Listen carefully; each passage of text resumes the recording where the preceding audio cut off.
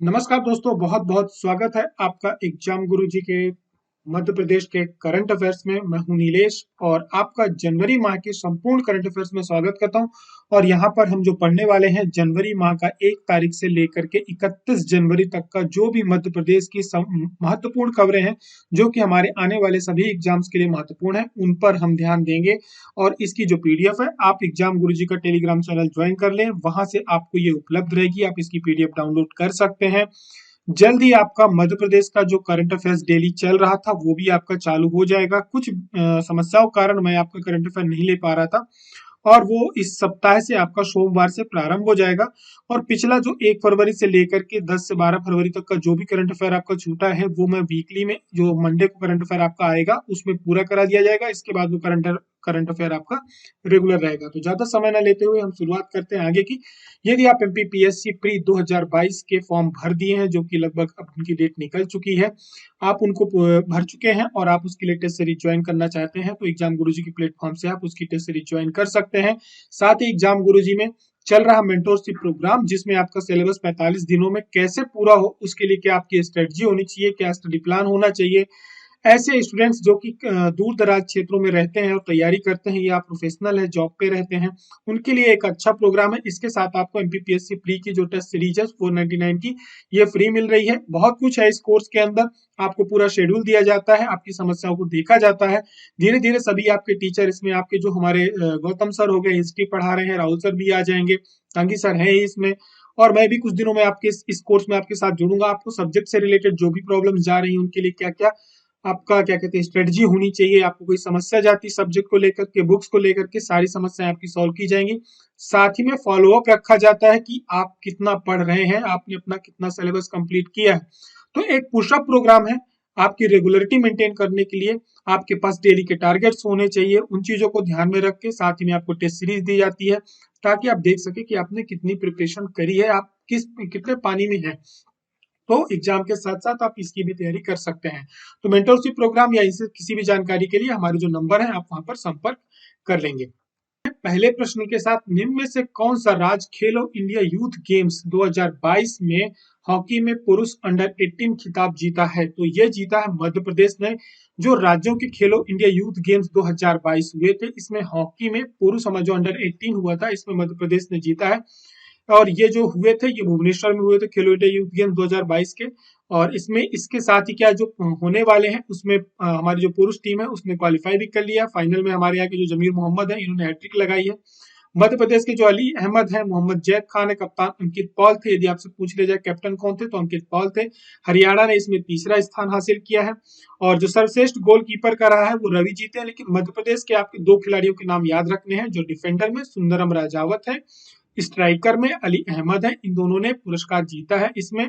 और अगला क्या हुआ है कि जो मध्य प्रदेश, उड़ीसा, हरियाणा और झारखंड, जो अगले साल मध्य प्रदेश यानी जो अभी हमारे यहाँ खेलो इंडिया यूथ गेम्स चल रहे हैं, तो इन्होंने क्या किया है, क्वालिफाई कर लिया है। बढ़ते हैं प्रश्न क्रमांक 2 की तरफ। प्रश्न क्रमांक 2 है, 11-12 जनवरी 2023 के मध्य जो FIEO है यानी भारतीय निर्यातक महासंघ है, इसके द्वारा वैश्विक निवेशक सम्मेलन का आयोजन किया गया था और इसका नाम था लघु उद्योग निर्यात सम्मेलन। ये कहाँ आयोजित किया गया था? तो ये आयोजित किया गया था इंदौर में। इंदौर में बहुत सारे प्रोग्राम हुए हैं। यदि बात करी जाए फियो की, तो लघु उद्योग निर्यात सम्मेलन है 2023, अपने आप में बड़ा सम्मेलन होता है। ये 11 से 12 जनवरी, 12 जनवरी युवा दिवस होता है, उसी समय पे ये हुआ था। 11-12 जनवरी 2023 को इंदौर में आयोजित किया गया था। और लगभग इसमें यदि बात करी जाए तो 15 से अधिक देशों के जो कारोबारी है, लगभग 75 कारोबारी थे, इन्होंने भाग लिया था। ये किसके द्वारा आयोजित किया गया था? तो ये भारतीय निर्यातक महासंघ है, इसके द्वारा आयोजित किया गया था। एयरपोर्ट अथॉरिटी का जो कस्टमर सेटिस्फेक्शन सर्वे है, ठीक है, इसमें भोपाल का जो राजा भोज एयरपोर्ट है, ये देश में किस नंबर पर है? तो ये है देश में दूसरे नंबर पे। राजा जो भोज एयरपोर्ट है भोपाल में है और इसको देश में नंबर 2 पे। ये समय समय पे सर्वे कराए जाते रहते हैं। एयरपोर्ट की जो सुविधाएं होती हैं उन सब चीजों को देखा जाता है। कस्टमर सेटिस्फेक्शन यानी कस्टमर से जो भी उनकी आवश्यकताएं होती है उनको किस प्रकार से पूरा किया जा रहा है। लेकिन ध्यान रखना है, राजा भोज जो है दूसरे नंबर पे, देवी अहिल्याबाई को लेकर के कंफ्यूजन नहीं रखना है। आगे की तरफ बढ़ेंगे, बात करेंगे प्रश्न क्रमांक 3-4 में। प्रवासी भारतीय दिवस और जो ग्लोबल इन्वेस्टर समिट है, किस शहर में होम स्टे योजना का विशेष अभियान चलाया गया है? तो ये चलाया गया है इंदौर में। देखिए, दोनों ये जो प्रोग्राम आयोजित हुए थे, ये कहाँ हुए थे? इंदौर में हुए थे। होम स्टे जो योजना है इसमें लोगों को अपने घर पे हमारे यहाँ अतिथि देवो भव का जो एक चलता है, हमारे यहाँ एक संस्कृति है हमारी, उसी चीज को ध्यान में रख करके एक होम स्टे योजना चलाई जा रही है जो कि हमारे पर्यटन विभाग है इसके द्वारा चलाई जाती है, जो मध्य प्रदेश पर्यटन विभाग है। तो इसमें हमारे और आप जैसे लोगों के यहाँ सामान्य तरह यदि कोई आते हैं हमारे यहाँ, जो आगंतुक होते हैं या हमारे अतिथि होते हैं, हमारे तरह सामान्य जीवन जीते हैं, हमारी तरह रहते हैं, उसका जो कुछ शुल्क होता है वो दिया जाता है, लेकिन इसके लिए पहले से एक सर्टिफिकेट की आवश्यकता होती है, पर्यटन विभाग में रजिस्ट्रेशन होता है, इसके बाद ही आपको अनुमति मिलती है। बहुत सारी चीजें इसमें देखी जाती हैं, तो आपको ये ध्यान रखना है क्योंकि इन दोनों का जो आयोजन किया गया था, प्रवासी भारतीय दिवस और ग्लोबल इन्वेस्टर समिट का, ये इंदौर में किया गया था। तो ये जो स्टे योजना ये भी इंदौर में ही चलाई गई थी। आगे की तरफ बढ़ेंगे, बात करेंगे प्रश्न क्रमांक 5 की। केंद्र सरकार का जो कपड़ा परिधान मंत्रालय है इसका एक इंक्यूबेशन सेंटर है, ये किस शहर में है? तो ये जो इंक्यूबेशन सेंटर है ये ग्वालियर में है। ग्वालियर टेक्सटाइल के क्षेत्र में बहुत बड़ा नाम रहा है।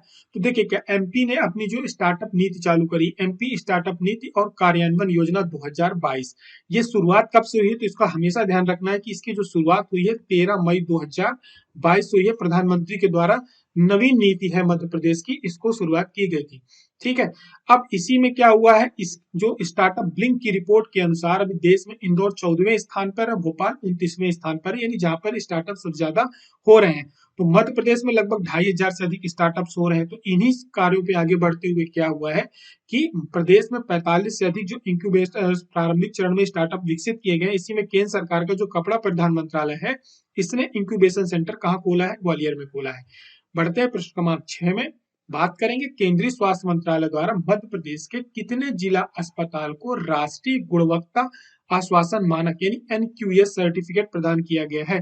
तो ये हमारे मध्य प्रदेश के 3 जिला अस्पतालों को अभी इंक्यूबेशन जो एनक्यूएस सर्टिफिकेशन होता है वो दिया गया है। वो कौन कौन से हैं? वो तो एक आपका दमोह हो गया, दूसरा नरसिंहपुर हो गया, तीसरा रीवा जिला हो गया।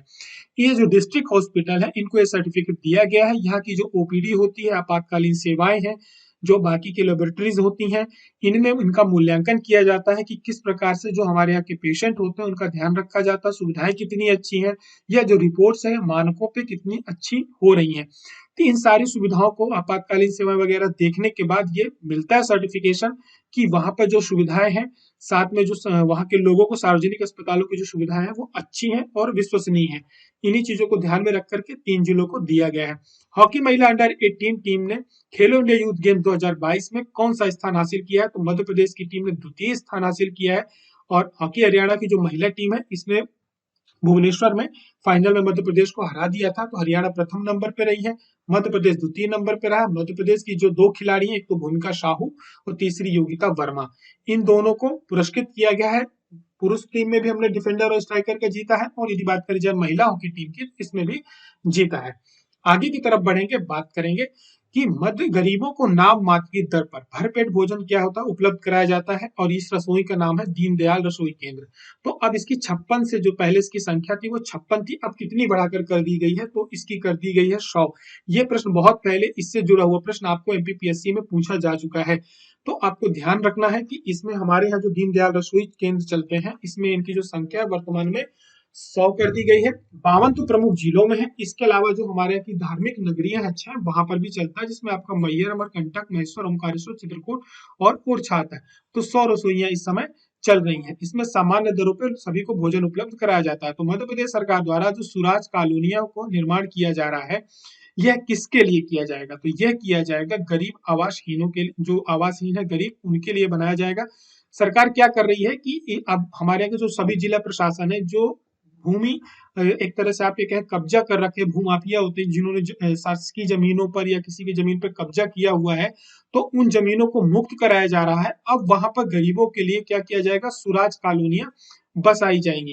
तो अब इस सुराज जो कॉलोनियां होगी, इनमें तो प्रधानमंत्री आवास से मकान बनाए जाएंगे, मुख्यमंत्री आवास से मकान बनाए जाएंगे, इसके बाद जो शौचालय होता है योजना चल रही है, अन्य जो सभी योजनाएं चल रही हैं, ग्रामीण सड़क योजना हो गई या शहरी विकास योजना हो गई, इन सभी योजनाओं के माध्यम से उन कॉलोनियों का विकास किया जाएगा, क्योंकि उसके लिए आपके पास जमीन होनी आवश्यक है। किसी के भी लिए यदि प्रधानमंत्री आवास दिया जाता है, बाकी चीजें की जाती हैं। तो इसकी जो शुरुआत करी गई है, ये ग्राम कलखेड़ा है, वहां से शुरुआत इसकी करी गई है। आगे की तरफ बात करी जाए प्रश्न क्रमांक 10 की मध्य प्रदेश में जो युवा समागम का कार्यक्रम होना है, ये कब होना है? तो ये होना है 13 जनवरी को, ठीक युवा दिवस के अगले दिन युवा समागम का कार्यक्रम होगा। और ये किस विभाग द्वारा कराया जा रहा है? तो ये ध्यान रखना है कि उच्च शिक्षा विभाग जो मध्य प्रदेश शासन का, उसके द्वारा कराया जाता है। स्वामी विवेकानंद जयंती की 12 एवं 13 जनवरी को मनाई जाती है। तो इसमें युवा संवाद और युवा समागम कार्यक्रम होगा।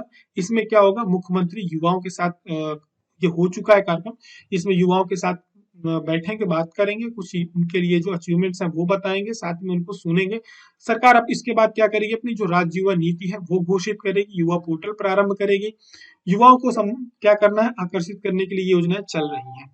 प्रश्न क्रमांक 11 में किस तारीख को खेलो इंडिया यूथ गेम्स का 5वें संस्करण के मेस्कट का शुभंकर, यानी जो मेस्कट हमारा शुभंकर है, टार्च एंथम का अनावरण किया गया है? तो ये किया गया है 7 जनवरी को। और मुख्यमंत्री और हमारे जो देश के खेल युवा मंत्री हैं अनुराग ठाकुर, इनके द्वारा इसका प्रारंभ किया गया है। 5वें संस्करण का हमारे यहाँ ये जो आयोजन हो रहा है गेम्स का, ये 5वें संस्करण का गेम है। इसमें शुभंकर टार्च एंथम का अनावरण किया गया है। खेलो इंडिया यूथ गेम 2022 जो अभी लगातार चल रहे हैं, 11 फरवरी तक चलेंगे। मध्य प्रदेश के 8 शहरों में प्लस एक शहर दिल्ली में भी इसमें एक साइकिलिंग का आयोजन किया जाएगा। जब ये गेम्स पूरे खत्म हो जाएंगे तो मध्य प्रदेश की तालिकाओं में कितने मध्य प्रदेश किस स्थान पे रहा है, साथ ही में कौन से खिलाड़ी ऐसे हैं जिन्होंने विशिष्ट मेडल हासिल किया है या कुछ अच्छा अचीवमेंट पाया है, उनकी हम आपको पूरी डिटेल्स वहां पर देंगे। प्रश्न क्रमांक 12 में बात करें तो प्रदेश की जो सीएम राइज योजना के प्रथम चरण में स्कूल शिक्षा विभाग द्वारा कितने स्कूल विकसित किए जा रहे हैं? तो प्रथम चरण में जो विकसित किए जा रहे हैं 370 स्कूल विकसित किए जा रहे हैं। इनकी गिनती हमें थोड़ा सा ध्यान में रखनी है। पहली बात तो ये कि मध्य प्रदेश में यदि कुल जो स्कूलों की बात करी जाए तो 9200 सीएम राइज स्कूल खोले जाएंगे। अब इसके बाद क्या है कि जो प्रथम चरण में 370 स्कूलों का निर्माण हो रहा है, जिसमें से 275 स्कूल शिक्षा विभाग द्वारा, 95 जो है स्कूल जनजाति कार्य विभाग के द्वारा निर्मित किए जाएंगे। मध्य प्रदेश सरकार ने इसके लिए बजट कितना दिया? तो 2660 करोड़ रुपए की लागत से इसके बजट अनुमोदन किया गया है। ये विशिष्ट प्रकार के स्कूल होंगे, जिस प्रकार से हमारे यहाँ प्राइवेट स्कूल्स होते हैं वो सारी सुविधाएं यहाँ पे उपलब्ध कराई जा रही हैं। आगे की तरफ बात करेंगे। प्रश्न क्रमांक मुख्यमंत्री आवासीय भू अधिकार योजना की शुरुआत किस जिले से की गई है? तो इसकी जो शुरुआत की गई है ये टीकमगढ़ जिले से की गई है। ये प्रश्न आपसे पूछा जा सकता है कि मुख्यमंत्री जो भू आवासीय अधिकार योजना है इसकी शुरुआत किस जिले से, या आपसे तारीख भी एक बार पूछी जा सकती है। तो ध्यान रखना है, इसकी जो शुरुआत हुई है 4 जनवरी से हुई है और टीकमगढ़ जिले से हुई है। इसका प्रमुख जो वहां पे लोगों को आवास जो सरकार ने बनाए थे, लगभग 10,500 परिवारों को भूखंड दिए गए हैं। जिनके पास जमीन नहीं थी उनको पट्टा दिया गया है। शासकीय जमीन होती है जो, या किसी प्रकार से जो भूमाफिया होते हैं जमीनों में कब्जे करके रहते हैं, उनसे स्वतंत्र कराई गई जमीन होती हैं। अब ये जो जमीन का पट्टा होगा पति पत्नी के नाम पर होगा, इसका कोई प्रीमियम नहीं होगा, ये जमीन निःशुल्क दी जाएगी। इसके बाद इनको प्रधानमंत्री आवास से क्या दिया जाएगा, मकान दिया जाएगा। ऐसे आवेदकों को दिया जाएगा जिनके पास 5 एकड़ से कम की भूमि होनी चाहिए, सार्वजनिक वितरण प्रणाली की पात्रता परिचय होनी चाहिए, परिवार का कोई भी सदस्य आयकर दाता नहीं होना चाहिए। ये कुछ क्लॉज है, इन्हें हमें याद रखना होगा। शासकीय सेवा में नहीं होना चाहिए। आवेदक का उस गांव में उसका जो ग्राम पंचायत है वहां पे नाम होना चाहिए, और वो नाम 1 जनवरी 2021 तक की जो मतदाता सूची थी उसमें नाम होना चाहिए। आगे की तरफ बढ़ेंगे, नंबर थोड़े से आगे पीछे हो गया तो उसको लेके कंफ्यूजन नहीं रखना है। आकांक्षा योजना मध्य प्रदेश के किस वर्ग के छात्रों के लिए संचालित की जाती है? तो ये की जाती है हमारे यहाँ के जो अनुसूचित जनजाति के वर्ग होते हैं उनके लिए संचालित की जाती है। इसमें होता यह है कि जो राष्ट्रीय स्तर की प्रतियोगी परीक्षाएं होती हैं उनको जो संभाग के क्या कहते हैं अच्छे संस्थान होते हैं, प्राइवेट इंस्टीट्यूशंस होते हैं, वहां पे उनको कोचिंग उपलब्ध कराई जाती है, ऑफलाइन कोचिंग की जाती है। उसके लिए उनको क्या दी जाती है, सब्सिडी दी जाती है। सरकार इसके लिए बजट अलॉटमेंट करती है। साथ ही में 9वीं से लेकर 12वीं तक की जो ऑनलाइन कोचिंग्स होती हैं वो उपलब्ध कराई जाती हैं अलग अलग। इसमें अभी हुआ ये है कि पहले इसकी जो संख्या थी वो सीमित थी, अब इसको बढ़ा दिया गया है, और साथ ही में कुछ कोर्सेज को भी इसमें नए ऐड किए गए हैं, और जो कि ग्रेजुएशन के बाद भी हो सकते हैं। तो आकांक्षा योजना याद रखना है कि अनुसूचित जनजाति वर्ग के जो होते हैं छात्र होते हैं उनके लिए चलाई जा रही है। इसमें सभी प्रकार के स्कूल से लेकर के जो बड़े ग्रेजुएशन स्तर तक के एग्जाम्स होते हैं उनकी कोचिंग सुविधाएं उपलब्ध कराई जाती है। किस ग्राम पंचायत के सरपंच एवं पंच के सभी पदों पर महिलाओं का निर्वाचन निर्विरोध होने पर कितने रुपए की पुरस्कार राशि दी जाती है? तो ये दी जाती है 15 लाख रुपए की पुरस्कार राशि। इसको ध्यान रखेंगे। अभी हुआ ये है कि सरकार ने घोषणा करी है कि यदि ऐसी कोई ग्राम पंचायत जिनके सरपंच निर्विरोध निर्वाचित होते हैं, यदि कोई भी सरपंच हो तो उसको 1 लाख रुपए, ऐसी पंचायत जिनके सरपंच और पंच सभी निर्विरोध होते हैं तो 5 लाख रुपए, और ऐसी ग्राम पंचायत जहां पर सभी सरपंच और पंच महिलाएं होती हैं तो उस पंचायत को 10 लाख रुपए दिए जाएंगे। ये व्यक्तिगत पुरस्कार नहीं दिए जाएंगे पंचों सरपंचों को, ये यहाँ की पंचायत को दिए जाएंगे जिसका उनको विकास कार्यों में लगाना है। तो ये राशि दी जाएगी, ये पूरी यहाँ पे है, आप इसको देख लेंगे। आगे की तरफ बढ़ेंगे, बात करेंगे निम्न में से कौन प्रवासी भारतीय सम्मान पुरस्कार के लिए नामों के चयन को लेकर जो समिति बनाई जाती है उसकी अध्यक्षता करते हैं। तो इसकी जो अध्यक्षता करते हैं वो उपराष्ट्रपति करते हैं। और अभी हमारे यहाँ जो प्रवासी भारतीय दिवस का 17वां प्रवासी भारतीय दिवस मनाया गया है, इसमें 27 अप्रवासियों को चुना गया था जिनको पुरस्कृत किया गया। बहुत बड़ा पुरस्कार होता है। इसमें सबसे पहली बात तो ये प्रवासी भारतीयों को ये सम्मान दिया जाता है, इसकी अध्यक्षता उपराष्ट्रपति करते हैं। वहीं पे जो विदेश मंत्री होते हैं वो इसके उपाध्यक्ष होते हैं। वर्तमान में एस जयशंकर हमारे देश के विदेश मंत्री हैं और इसमें सभी लोगों का नामांकन होता है। इसके बाद उसकी चयन सूची जारी की जाती है। अमित लाठ है, इन्हें प्रवासी भारतीय पुरस्कार दिया गया सम्मान। ये किस राज्य के निवासी हैं? तो ये राजस्थान के हैं। थोड़ा सा खबरों में रहे, ध्यान रखना है कि जो अभी रसिया यूक्रेन का युद्ध चल रहा था वहां पर हमारे यहाँ के जो छात्र थे उनको सही जगह पर पहुंचाने पे इनकी बहुत बड़ी भूमिका रही है, इसके लिए इनको सम्मानित किया गया है। आगे की तरफ बढ़ेंगे, बात करेंगे 17वें प्रवासी भारतीय सम्मान में किस देश के राष्ट्रपति को सम्मानित किया गया है। तो ये सम्मानित किया गया गुयाना के राष्ट्रपति को, और गुयाना के जो राष्ट्रपति हैं मोहम्मद इरफान अली, इनको शामिल किया गया है, इनको सम्मानित किया गया है। वो वह इंडो जो गुयाना मुस्लिम परिवार से संबंध रखते हैं। 2020 में गुयाना के प्रेसिडेंट बने थे। और हमारे यहाँ का जो 17वां प्रवासी भारतीय दिवस था इसके ये मुख्य अतिथि थे। इसके अलावा अन्य लोग भी थे। सूरीनाम के भी राष्ट्रपति आए हुए थे। गुयाना की बात करी जाए तो उसकी राजधानी जॉर्ज टाउन है। आगे की तरफ बढ़ेंगे, बात करेंगे किस देश की संसद सदस्य जेनेटा मैस्करनहास 8 जनवरी को जो युवा प्रवासी भारतीय दिवस था इसकी मुख्य अतिथि होंगी। तो ये ऑस्ट्रेलिया की सदस्य हैं संसद की। इनका नाम है जेनेटा मैस्करनहास। इनका नाम याद रखना है। ये युवा जो प्रवासी भारतीय दिवस था एक दिन पहले, ठीक 9 तारीख के एक दिन पहले 8 तारीख को युवा प्रवासी भारतीय दिवस मनाया गया था, उसकी मुख्य अतिथि ये रही है। ऑस्ट्रेलिया की सांसद है। और यदि बात करी जाए प्रवासी भारतीय दिवस का विषय क्या था, ये सब चीजें आपके प्रश्नों पे बन सकती है पेपरों पे, तो हमें इसको ध्यान रखना है क्योंकि ये जो आपका जनवरी माह है ये आपकी सभी परीक्षाओं के लिए महत्वपूर्ण करंट अफेयर्स लेकर के आया है, क्योंकि बहुत सारे कार्यक्रम जनवरी माह में आयोजित किए गए हैं। फरवरी में खेलो इंडिया यूथ गेम्स चल ही रहा है। तो इसका जो विषय था इस बार का, प्रवासी अमृतकाल में भारत की प्रगति के लिए विश्वसनीयता भागीदार, ये था। इसका आयोजन किसके द्वारा किया जाता है? तो युवा मामले के हमारा जो खेल मंत्रालय होता है इसके द्वारा आयोजित किया जाता है। ठीक है, आगे की तरफ बढ़ेंगे, बात करेंगे कि प्रवासी भारतीय सम्मेलन के विशिष्ट अतिथि जो श्री चंद्रिका प्रसाद संतोखी थे, ये किस देश के राष्ट्रपति हैं? मुख्य अतिथि गुयाना के राष्ट्रपति थे। विशिष्ट अतिथि चंद्रिका प्रसाद जो संतोखी थे ये सूरीनाम के राष्ट्रपति रहे हैं।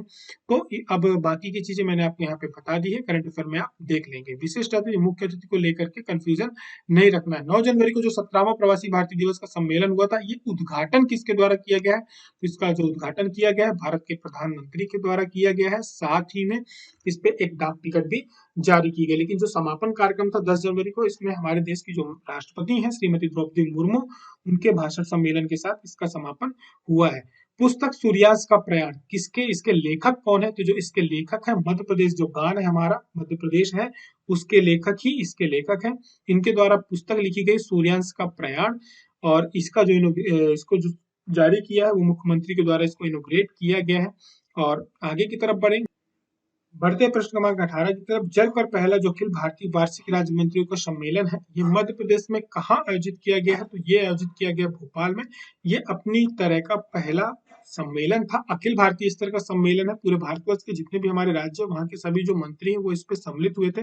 आपको एक विशेष बात ध्यान रखनी होगी, सरकार का जो अगला प्लान है, जैसे भी 2022 का लक्ष्य था, बाकी चीजें थी, तो अब सरकार के जो आपको ज्यादातर @2047 मिलेंगे, 2047 वो इसलिए मिलेंगे क्योंकि अभी हम लोग मना रहे हैं अमृत पर, यानी 75 वर्ष हमारी आजादी को हो चुके हैं। 2047 में जाकर के 100 ईयर्स पूरे हो जाएंगे हमारी आजादी के। तो सरकार के ज्यादातर आपको जो लक्ष्य मिलेंगे वो 2047 की मिलेंगे कि 100वें वर्ष में हम जब आजादी के हमारे 100 वर्ष पूरे हों तो हमें ये लक्ष्यों को पूरा करना है। तो इन्हीं सब चीजों को ध्यान में रखते हुए एक जल सम्मेलन का आयोजन हुआ था, जिसमें जल संरक्षण, जल उसके उपयोगिता या उसके जल शासन, इन सब चीजों पर ध्यान पे रखते हुए कार्यक्रम आयोजित किए गए थे। उसके लिए सभी का एक डॉक्यूमेंट तैयार हुआ। सभी राज्य मिल करके जल संरक्षण पर कार्य करेंगे, क्या क्या किया जा सकता है, किस प्रकार से जो भूमिगत जल है उसको बचाया जाए, साथ में नदियों को भी जो सूख रही हैं उनको किस प्रकार से बचाया जाए। इन सब चीजों को ध्यान में रखें कि सभी राज्यों की सहभागिता के बाद ही इन लक्ष्यों को पूरा किया जा सकता है। तो इन सब चीजों को ध्यान में रख के आयोजन किया गया था। केंद्रीय जल मंत्री कौन है? तो श्री गजेंद्र सिंह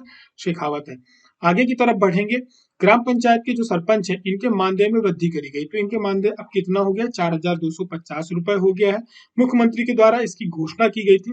जो भी हमारे यहाँ के निर्वाचित सरपंच थे उनका एक पूरा कार्यक्रम आयोजित हुआ था भोपाल पे। वहां पे इन्होंने इसकी घोषणा करी थी 7 दिसंबर को कि पहले जो मानदेय मिलता था 1750 था, वो 4250 कर दिया जाएगा। आगे की तरफ बढ़ेंगे। आकांक्षी जिला कार्यक्रम का संचालन किसके द्वारा किया जाता है?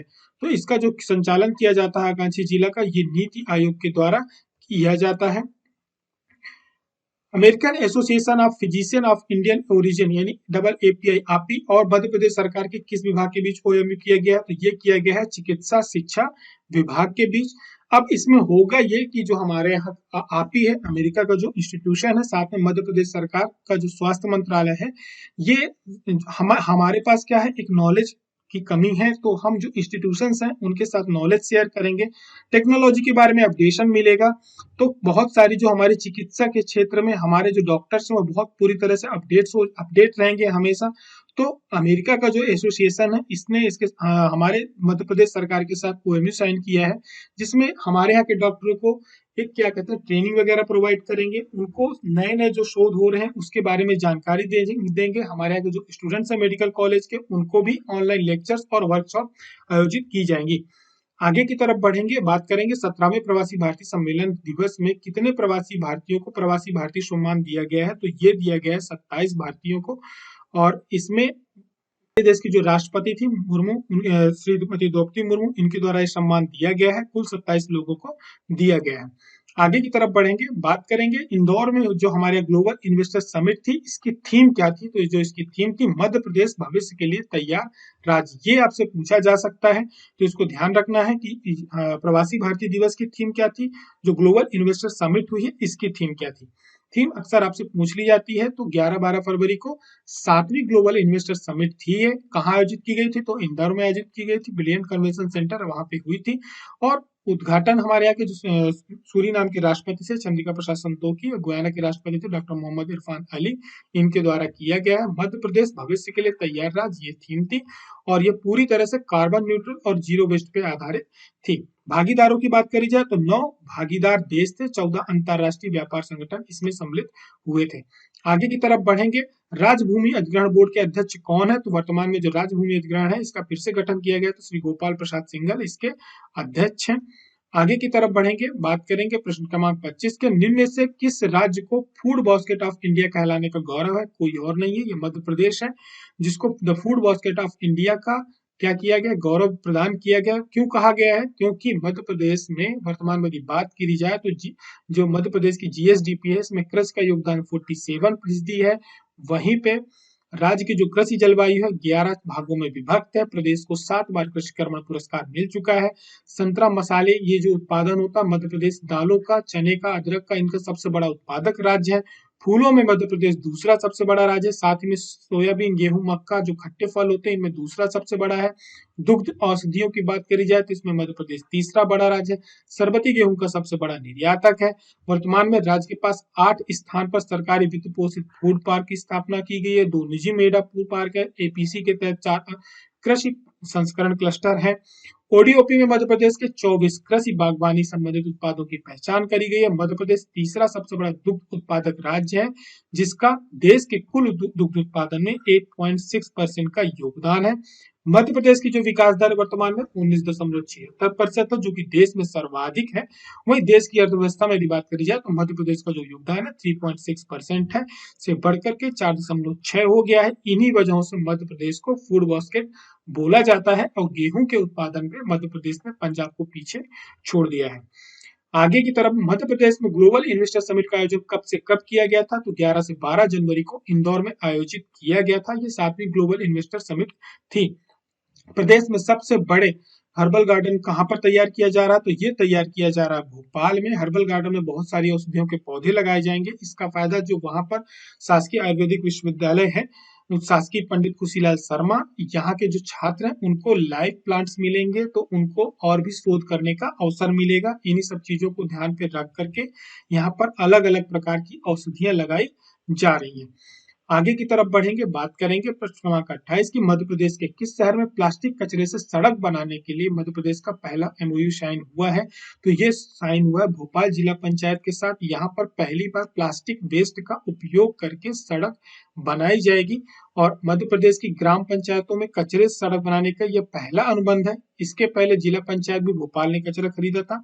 बात करी जाए यदि हमारे यहाँ जो प्लास्टिक के जरिए सड़क बनाने की खोज किसने करी थी, तो भारत के जो प्रोफेसर राजगोपाल वासुदेवन है, इन्होंने इसकी खोज करी गई थी की थी। और देश भर में यदि बात करो प्लास्टिक से पहली बार सड़क कहाँ बनाई गई थी, तो जमशेदपुर के यूटिलिटी सर्विस सेंटर है जिसको वहां पर बनाई गई थी। और देश को पहली बार साक्षी बाग जमशेद स्कूल में जुबली पार्क के मुख्य द्वार तक सड़क बनी थी, जिसमें कचरा का उपयोग किया गया था, वेस्ट का उपयोग करके सड़क बनाई गई थी। नांदना प्रिंट मध्य प्रदेश के किस जिले की प्रमुख पहचान है? तो नांदना जो प्रिंट है ये मध्य प्रदेश के नीमच जिले की पहचान है। ना से नांदना ना से नीमच, ध्यान रखना है। अभी ये खबरों में इसलिए रही है क्योंकि अभी यहाँ नांदना की जो प्रिंट, नादना प्रिंट है नीमच की, साथ में जोबट जिला का जो अलीराजपुर का जोबट जिला है, वहां की जो पंजादरी है, इसको जीआई टैगिंग प्रदान करने का प्रस्ताव भेजा गया है और इन्वेस्टर समिट के दौरान इसकी मांग करी गई थी। अब जो जीआई टैग मिल जाता है तो ये अपने आप में एक बड़ी पहचान वहां की हो जाएगी। नाना प्रिंट ये लगभग 400 वर्ष पुरानी है। इसमें होता यह है कि इसमें जो नेचुरल कलर्स होते हैं उनका प्रयोग करके प्रिंटिंग की जाती है। क्योंकि ये हथकरघे का इसमें उपयोग होता है, इसलिए थोड़ी सी कॉस्टली हो जाती है और बहुत विशेष हो जाती है। पंजादरी जो होती है ये बुनकरों के द्वारा बिनी जाती है, विशेषकर राजस्थान के जो जिले लगे हुए हैं वहां पर भी इसकी पारंपरिक शैली पे किया जाता है। ये अपने आप में इसकी जो बुनाई होती है बहुत विशिष्ट स्थान रखती है, क्योंकि ये बिनने के बाद एक तरह से लोहे की दरी के समान हो जाती है। और इस हमारे वर्तमान में लोक निर्माण कुटीर उद्योग मंत्री कौन है? तो श्री गोपाल भार्गव है। आगे की तरफ बढ़ेंगे, मध्य प्रदेश में वर्ष 2027 तक नवकरणीय ऊर्जा का उपकरणों को बढ़ावा देते हुए कितने हजार मेगावाट नवकरणीय ऊर्जा विकसित करने का लक्ष्य रखा गया है? तो सरकार का 2027 तक 20,000 मेगावाट की जो नवकरणीय ऊर्जा है उसका प्रयोग करने का लक्ष्य रखा गया है। सरकार ने अभी ये लक्ष्य बढ़ाया। पूर्व केंद्रीय मंत्री जो शरद यादव है, इनका भी हाल ही में निधन हुआ था। ये किस जिले के थे? तो ये नर्मदापुरम जिले में इनका जन्म हुआ था और इनका निधन अभी हाल ही में हुआ है। और ये जो मधेपुरा लोकसभा निर्वाचन क्षेत्र से 4 बार प्रतिनिधित्व कर चुके हैं। इसके पहले जबलपुर से भी सांसद चुने गए थे। भारत के ऐसे पहले राजनेता हैं जिन्होंने 3 राज्यों से लोकसभा के सदस्य के रूप में इन्हें चुना गया है। इनका जो जन्म हुआ था बाबई तहसील में, नर्मदापुरम मध्य प्रदेश में हुआ था और कई मंत्रालयों पे इन्होंने केंद्रीय मंत्री भी रह चुके हैं। ग्लोबल इन्वेस्टर समिट 2023 में पार्टनर देशों की संख्या कितनी थी? तो पार्टनर देशों की संख्या 10 थी। इसके अलावा जो देशों के नाम हमें याद नहीं रखने हैं, लेकिन 10 पार्टनर थे। साथ में 35 देशों के इन्वेस्टर या काउंसलर शामिल थे। 84 देशों ने सहभागिता इसमें की थी। आगे की तरफ बढ़ेंगे, बात करेंगे कि मध्य प्रदेश पर्यटन बोर्ड ने जीओपीओ के कितने देशों के चैप्टर के साथ समझौता ज्ञापन हस्ताक्षर किया है? तो ये 8 देशों के साथ समझौते पे ज्ञापन पे हस्ताक्षर किया मध्य प्रदेश पर्यटन बोर्ड ने। अभी जो हमारे यहाँ की प्रवासी भारतीय दिवस आयोजित किया गया था उसी समय पे इसका असाइनमेंट साइन हुआ है। एक्चुअली क्या है, इस समझौते के बाद क्या होता है, उन 8 देशों में हमारे मध्य प्रदेश को अलग अलग स्टॉल लगाने को मिलेंगे। वहां पे जब कोई कार्यक्रम आयोजित होगा तो मध्य प्रदेश पर्यटन टूरिज्म हमारे यहाँ का जो है टूरिज्म बोर्ड है, वहां पर अपने यहाँ के पर्यटन जो पर्यटक है उनको आकर्षित करने के लिए कार्यक्रमों का आयोजन करेगा। आगे की तरफ बढ़ेंगे, बात करेंगे कि Madhya Pradesh global investor summit 2023 में प्रदेश को कितने करोड़ से अधिक निवेश इंटेंट प्राप्त हुआ है? तो एक बार आपसे पूछा जा सकता 15,42,500 करोड़ का एक तरह से आप ये कहो कि कमिटमेंट हुआ है कि इतने का इन्वेस्टमेंट होगा। सरकार इसका काफी जोर शोर से प्रचार कर रही है, तो थोड़ा सा राशि को आपको याद रखना है। आगे की तरफ बढ़ेंगे, बात करेंगे भारत अंतरराष्ट्रीय विज्ञान महोत्सव यानी आईआईएसएफ के कर्टन रेजर कार्यक्रम का आयोजन कहाँ किया जाएगा? तो ये किया जा रहा है भोपाल में। और कर्टन रेंज का जो लॉन्च कार्यक्रम है, ये एक तो आईएसएफ का जो साइंस फेस्टिवल है, ये भी जिस तरह प्रकार से ग्लोबल इन्वेस्टर समिट है उससे बड़ा प्रोग्राम है, क्योंकि इसमें बहुत सारे वैज्ञानिक जुड़े थे, बहुत सारे नए नए शोध हुए हैं, कई रिकॉर्ड भी बनाए गए हैं। और इसका जो आयोजन किया गया था किसके द्वारा किया गया था? भारत सरकार के जो अलग अलग मंत्रालय हैं, विज्ञान हो गया, भारत सरकार का विज्ञान प्रौद्योगिकी मंत्रालय हो गया, पृथ्वी मंत्रालय हो गया, परमाणु ऊर्जा विभाग हो गया, इन सभी ने मिलकर के इसका आयोजन किया था। आगे की तरफ बढ़ेंगे, बात करेंगे प्रश्न क्रमांक 36 की, निम्न में से कौन स्टार्टअप द्वारा प्रस्तावित अत्याधुनिक 5G उपयोग मामलों को लागू करने वाला पहला जिला बना है? तो ये जिला बना है विदिशा, जहां पर 5G का उपयोग जो किया गया है स्टार्टअप्स में पहली बार किया गया है जिला स्तर पर। ठीक है, और इसके अलावा बाकी की चीजें आपको इसमें ज्यादा कुछ जानने की जरूरत नहीं है। आगे की तरफ बढ़ेंगे, बात करेंगे G20 के अंतर्गत थिंक T20 दो दिनी बैठक का आयोजन कहाँ किया गया है? तो जो T20 का आयोजन किया गया है G20 के, ये किया गया है भोपाल में। और इसमें थिंक टैंक्स है, इसमें अलग अलग प्रोग्राम ऑर्गेनाइज हुए थे। और इसमें जो यदि आप बात करेंगे तो इसमें पर्यावरण सम्मत जीवन शैली, नैतिक मूल्य तथा सुमंगलम युक्त वैश्विक शासन विषय रखे जाते हैं, उसमें सम्मेलन होते हैं, सभी लोग अपनी अपनी बात रखते हैं। तो T20 का जो थिंक टैंक है उसका जो आयोजन किया गया था भोपाल में किया गया था, सभी ने अलग अलग विषयों पर अपने विचार रखे हैं। मध्य प्रदेश के भोपाल में 16-17 जनवरी को इसका आयोजन किया गया था। विषयों को याद रखने की आवश्यकता नहीं है, लेकिन T20 भोपाल में हुआ था, ये हमें याद रखना है। आगे की तरफ बढ़ेंगे, बात करेंगे कि मध्य प्रदेश के युवा जिन्हें भारत सरकार द्वारा राष्ट्रीय युवा पुरस्कार से सम्मानित किया गया है, ये कौन है? तो इनका नाम है शिवम मिश्रा। ये राष्ट्रीय सेवा योजना से जुड़े हुए हैं, उस पे उनको पुरस्कृत किया जाता है जो युवा होते हैं। इन्होंने कोरोना के समय में बहुत सारे जो सामाजिक कार्य वो किए थे, जिसके बाद उनको इसके लिए चुना गया है।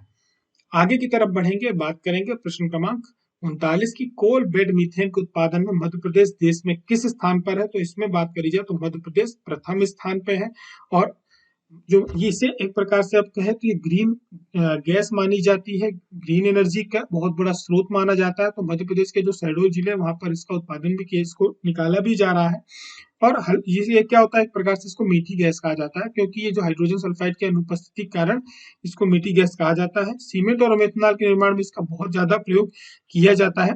ये एक प्रकार से जो सीएनजी गैस होती है, इसके रूप में भी इसका प्रयोग किया जाता है, क्योंकि ये प्राकृतिक गैस है, इसलिए स्वच्छ ऊर्जा का एक अच्छा स्रोत माना जाता है। यदि बात करें तो देश के 12 राज्यों में कोयला तथा सीबीएम के भंडार पाए जाते हैं। और यदि बात करें तो गोंडवाना जो निक्षेप है, वहां पर इसकी मात्रा सर्वाधिक पाई जाती है। जहां पे कोयला पाया जाता है वहां पर ये भी पाया जाता है।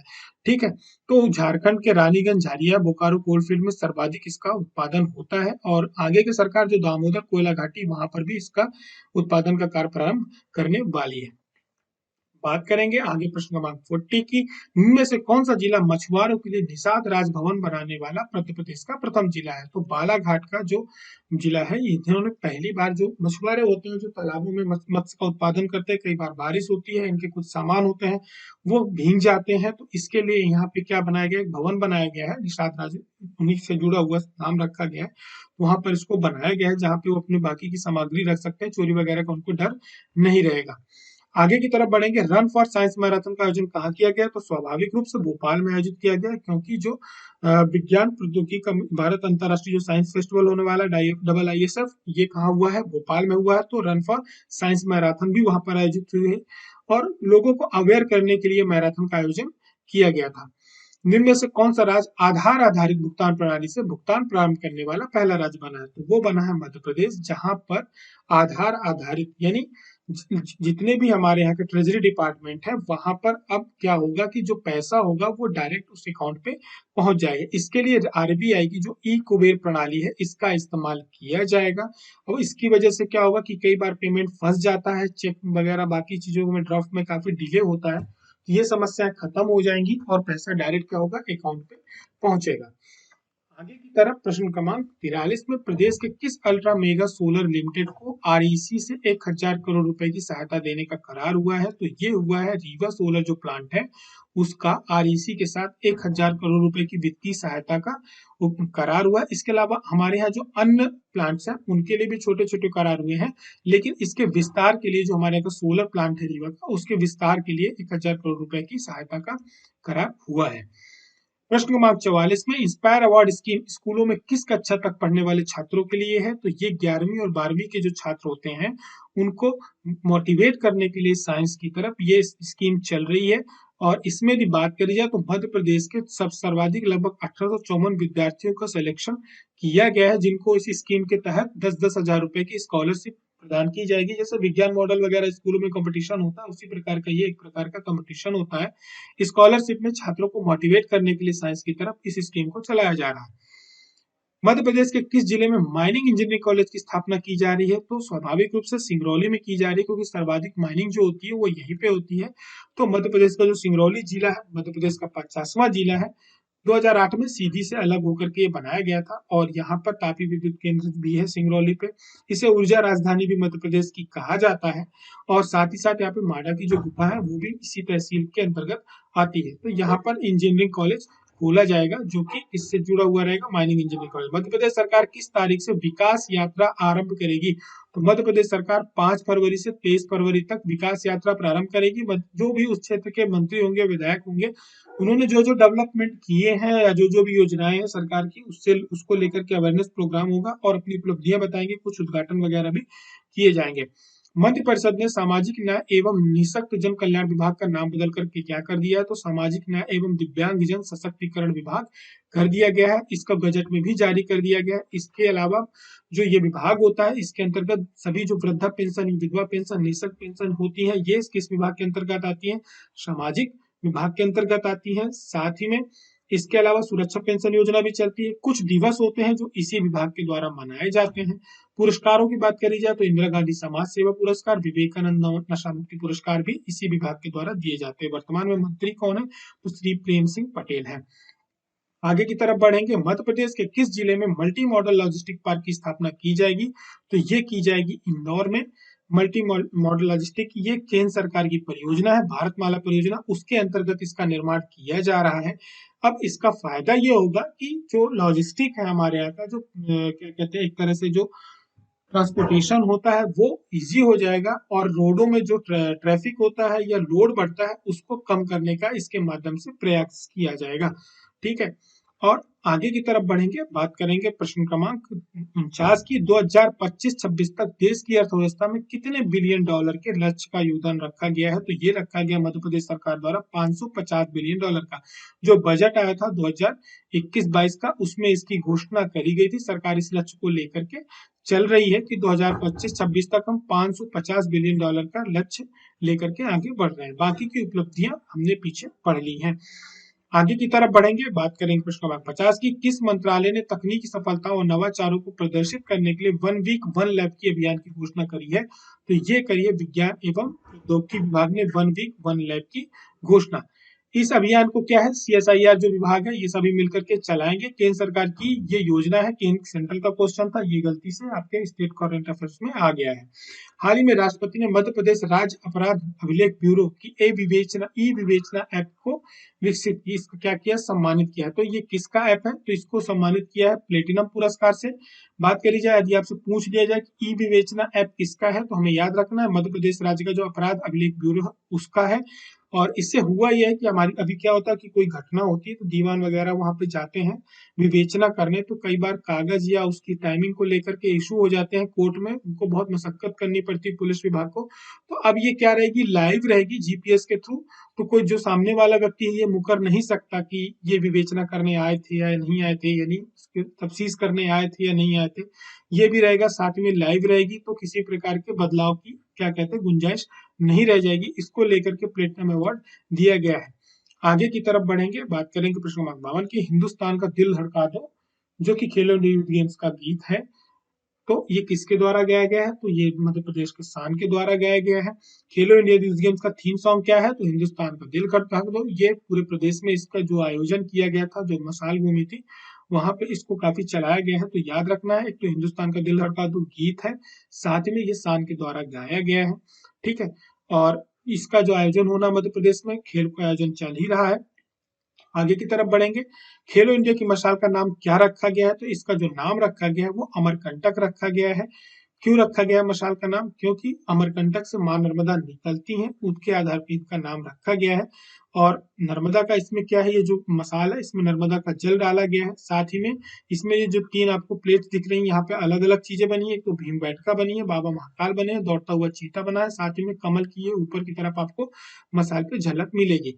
और इस पूरी की पूरी टार्च को अमरकंटक नाम दिया गया है। तो आपसे इसमें पूछा जा सकता है अलग अलग चीजों में, इसीलिए बता दे रहे हैं। भीमबेटका याद रखना है, महाकाल लोक याद रखना है, चीता राज्य है तो दौड़ता चीता याद रखना है, कमल की झलक ऊपर की तरफ है, इसको भी याद रखना है। इस पूरी की पूरी टार्च का जो नाम है वो अमरकंटक है। आगे की तरफ बढ़ेंगे। यूथ गेम 2022 के शुभंकर क्या है? तो यूथ गेम 2022 के जो शुभंकर है वो आशा और मोगली हैं।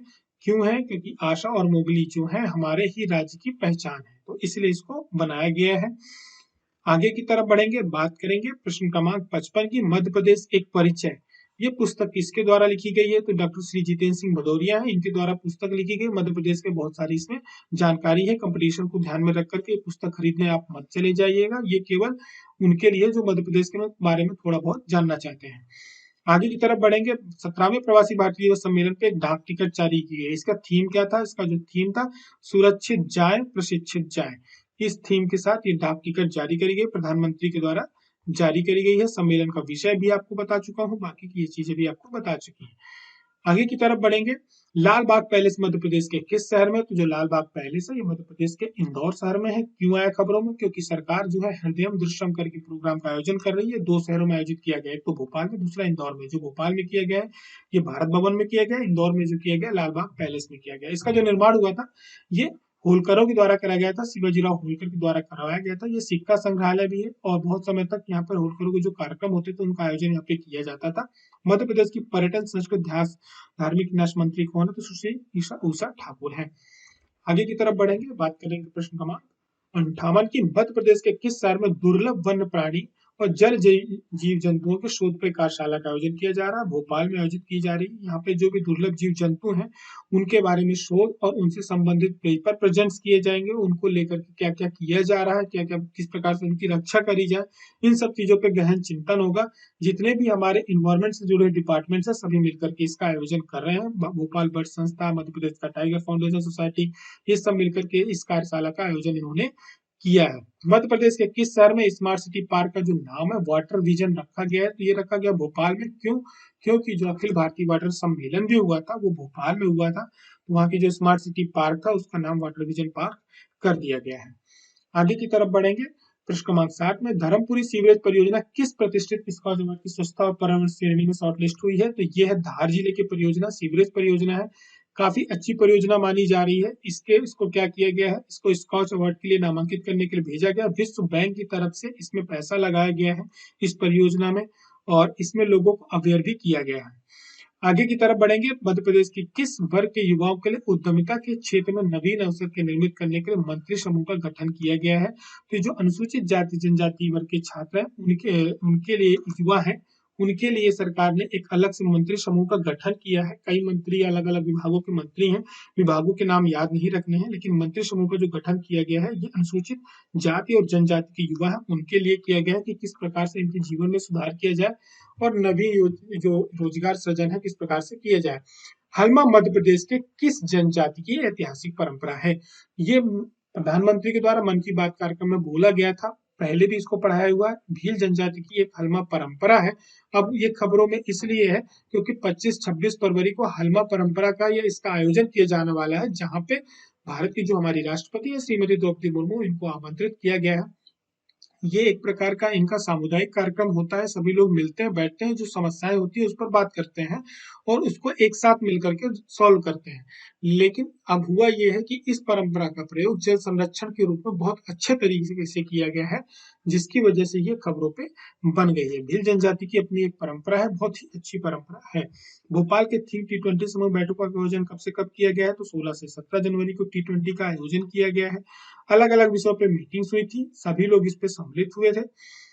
आगे की तरफ बढ़ेंगे। प्रदेश की पहली जो एरोपोनिक तकनीक पे आधारित लैब कहाँ पर स्थापित की जा रही है? तो जो एरोपोनिक लैब है ये की जा रही है ग्वालियर पे। आलू को हवा में उगाने की एक प्रकार की टेक्निक है, जिसमें क्या होगा कि जो आलू, इसमें एक तो रकबा जो बहुत सारा लग जाता है आलू उत्पादन में वो बचेगा, साथ ही में कई बार कीड़े वगैरह लग जाते हैं तो वो बचेंगे और अच्छी किस्म की आलू होगी। तो ये जो है भारतीय कृषि अनुसंधान परिषद है, आलू अनुसंधान परिषद शिमला का, इसने ये अनूठी तकनीक विकसित करी है। इसका एक सेंटर कहाँ पे खोला जा रहा है? ग्वालियर में खोला जा रहा है। इसमें बहुत सारे रोग होते हैं वो नहीं लगेंगे। मध्य प्रदेश आलू का छठा सबसे बड़ा उत्पादक राज्य है। आगे की तरफ बढ़ेंगे, बात करेंगे प्रश्न क्रमांक 65 की, एनएफएसए के लिए राज्य रैंकिंग सूची में मध्य प्रदेश को कौन सा स्थान मिला है, तो इसमें मध्य प्रदेश को छठा स्थान दिया गया है और पूरे देश में मध्य प्रदेश ने छठवां स्थान हासिल किया। उड़ीसा जो है इसमें पहले स्थान पे है और इसको जो जारी किया गया है वाणिज्य और उद्योग मंत्रालय इसके द्वारा जारी किया गया है। ठीक है, मध्य प्रदेश का जो स्कोर था 786 था और मध्य प्रदेश इसमें बहुत सारी चीजें इस पर देखी जाती हैं कि किस प्रकार से यहाँ पे कवरेज क्या है, ठीक है, और उद्योगों को लेकर के डिलीवरी किस प्रकार से की जा रही है, पोषण संबंधित पहल क्या है, इन सब चीजों को ध्यान में रख करके ये रैंकिंग जारी करी गई है। आगे की तरफ बढ़ेंगे, यहाँ से हमारा जो इस माह का करंट अफेयर्स होता है ये खत्म होता है। इसकी पीडीएफ आपको टेलीग्राम चैनल पर डाल दी जाएगी, आप इसको डाउनलोड करना नहीं भूलेंगे। फरवरी माह का जो करंट अफेयर आपका 1 तारीख से इधर का छूटा है, सोमवार को आपको उपलब्ध रहेगा। करंट अफेयर कैसा लगा, ये क्रम जो होगा हमारा पूरा मंथली करंट अफेयर आपका हर माह के फर्स्ट वीक में हमेशा अपडेट कर दिया जाएगा। इसके अलावा ये आपको करंट अफेयर कैसा लगा, यदि आपके कुछ सुझाव है तो आप उसको नीचे दे सकते हैं। कुछ समस्याओं की वजह से करंट अफेयर आपको नहीं डाले जा रहे थे, अब वो धीरे धीरे रेगुलर सारी चीजें आपकी हो जाएंगी। क्लासेस चल रही है, क्लासेस देखना नहीं भूलें। एमपीपीएससी को लेकर के अपडेटेड नोट्स एग्जाम गुरुजी के प्लेटफॉर्म पे उपलब्ध है। पटवारी जो कि अभी पटवारी एग्जाम्स है, ये लगभग जितने भी एमपी व्यापम के एग्जाम्स होने वाले सब में सिलेबस लगभग अब यही रहेगा आपका। एमपीएसआई की वैकेंसी भी जल्दी आने वाली है, तो online test series notes course आप कुछ भी परचेज करना चाहते हैं तो एग्जाम गुरुजी के चैनल से परचेज कर सकते हैं। प्री का कोर्स, मेंस का कोर्स, ये साथ में ऑनलाइन टेस्ट सीरीज, प्री के नोट्स, मेंस के नोट्स, ये सब कुछ आप एग्जाम गुरुजी के प्लेटफॉर्म से ऑफर के साथ उपलब्ध कर सकते हैं। ज्यादा जानकारी के लिए नीचे दिए गए नंबर पर कॉन्टेक्ट करना है। करंट अफेयर को लेकर के आपके जो भी कमेंट है उनका स्वागत है। मेंटोरशिप प्रोग्राम के आप एक बार सर का वीडियो जरूर देख लें, वहां पर उन्होंने काफी सारी चीजें डिटेल्स में बताई हैं, तो आपको इसके बारे में जानकारी मिल जाएगी। आप सभी अपना ध्यान रखें, पढ़ाई चालू करके रखें। फिर हमारी और आपकी मुलाकात होती है सोमवार को मध्य प्रदेश के करंट अफेयर्स के साथ 1 तारीख से 12 तारीख की। तब तक अपना ध्यान रखें। जय हिंद।